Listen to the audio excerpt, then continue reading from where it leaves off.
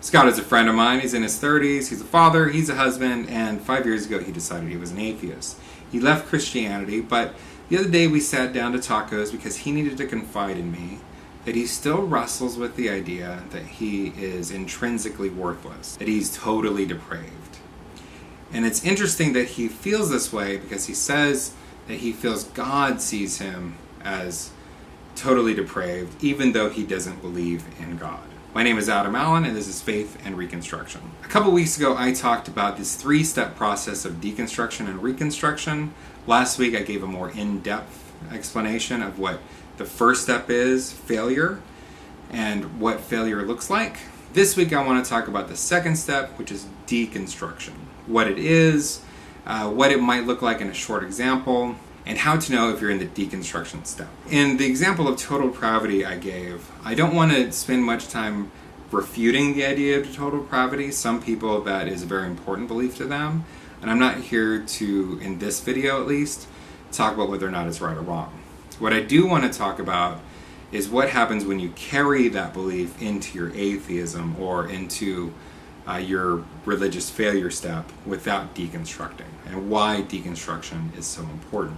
Last week I talked about photonegative and how moving from theism to atheism is essentially the same as having a picture and then the negative of that picture. How they're the exact same picture, just in the negative form.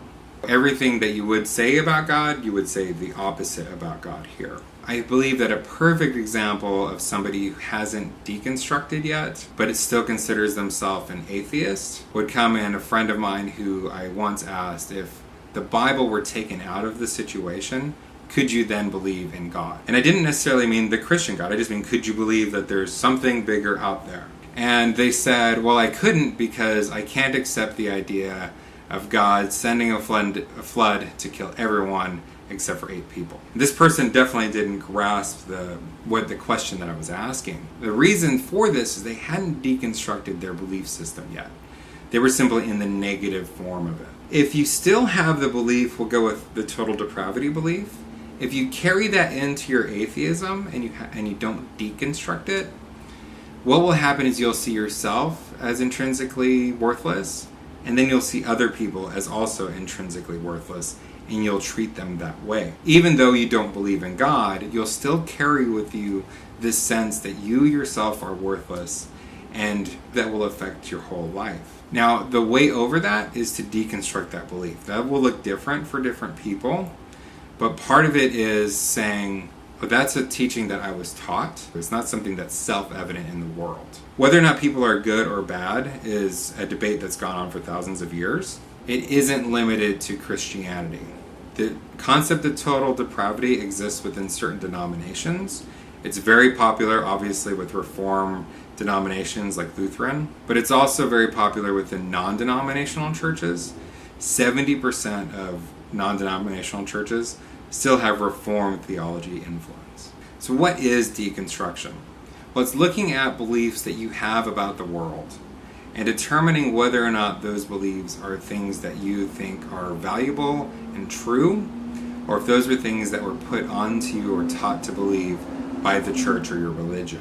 That does not necessarily mean that those things were good or bad, but determining whether or not that's something that was taught to you and not that it's something that is self-evident in creation or in nature or just through your lived experience. I have a friend that I'm talking to right now who's wrestling with the fact that a lot of her beliefs are based on the fact that her parents were believing those things and not whether or not she believed them herself.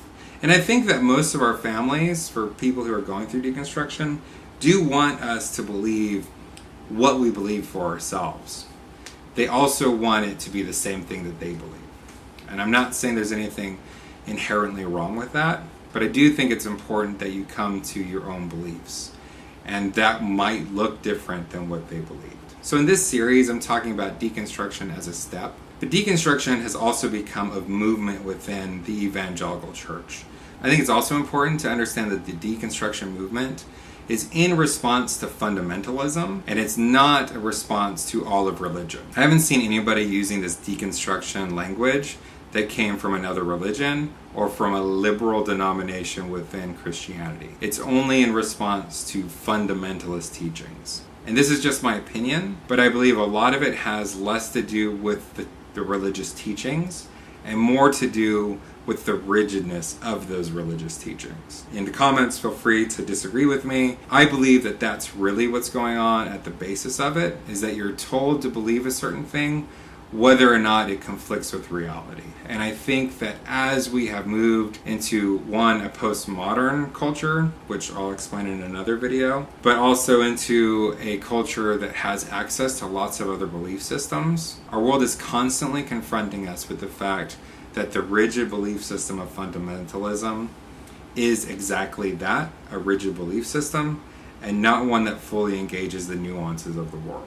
The reason I always call this deconstruction and reconstruction, the reason the page is called Faith and Reconstruction, is because I'm a big proponent for reconstruction. For probably 1,000 years, when somebody would enter into religious training within Christianity, they would have a sense of deconstruction and reconstruction occur. The difference between today being an average person in the community of the church and somebody who's in seminary is that somebody who's in seminary is given immediate resources to reconstruct their faith. So you're confronted, and then you also have a gamut of resources that will help you understand where the Bible actually came from, what various teachings are on total depravity and other things, and how we've come to believe those things over the course of 2,000 years. What people don't get today when they're not in seminary is access to those tools. And it's growing, though, as people like myself, Phil Drysdale, Peter Rollins, these people who are giving resources for Reconstruction, as those people become more and more popular, it's becoming more helpful to people. But especially in the beginning of this very recent movement of deconstruction, all you really had was Google. And unfortunately, what comes up on Google is whatever is most popular. What's most popular is Reformed theology and some sort of fundamentalist teaching. So I do want to share an analogy I think will be very helpful for you if you're going through deconstruction and reconstruction. I have a 6-year-old son, and when he was a baby, if I needed to cross the street with him, I carried him. As he got bigger, I then began to hold his hand and he walked with me. As he got older than that, now he walks close to me. So he can walk through the parking lot or across the street as long as he's walking with me. As time continues, we'll come to a place where I'm going to be able to trust him to go down to the store on his own with money and come back with something that we need. I could look at this as distance, especially when he goes to college or moves. But it would be better to see this as trust, in which I trust my son to be able to cross the street on his own. If he's 30 years old and I still have to hold his hand to cross the street, then something is wrong. I think that this is similar to our understanding of religion and God, in which I have to rely on a fundamentalist understanding of religion in the beginning of my faith. Fundamentalism, this is right, this is wrong, everything's black and white.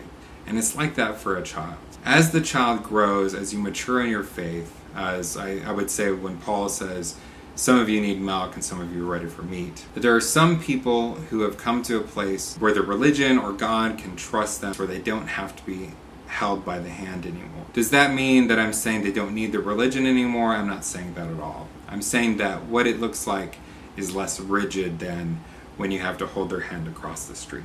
In fact, I would say that in this sort of distancing that you feel, it's actually you trusting God more, or perhaps God trusting you more. You'll know that you're in the deconstruction step when you encounter other religious ideas, and those ideas maybe make you anxious, but you're willing to engage with them in a critical way. Deconstruction is unlike failure in that you're no longer in a place of anger and confusion. You might still feel anxious, but you're willing to engage in that anxiety, and you're willing to live in the tension of that anxiety. But if you're in deconstruction and you're confused, or maybe this video didn't address something that you're going through, please message me.